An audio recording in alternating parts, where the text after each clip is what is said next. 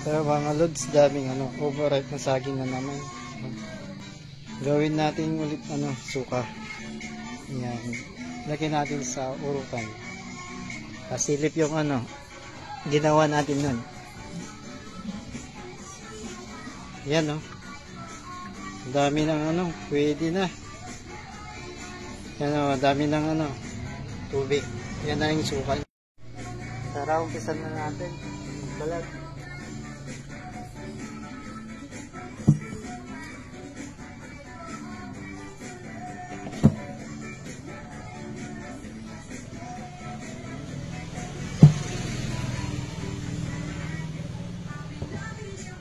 Ganito po magbalat.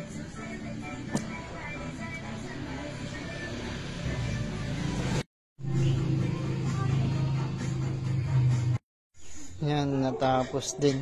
Nabot tayo ng isang oras sa pagbabalat.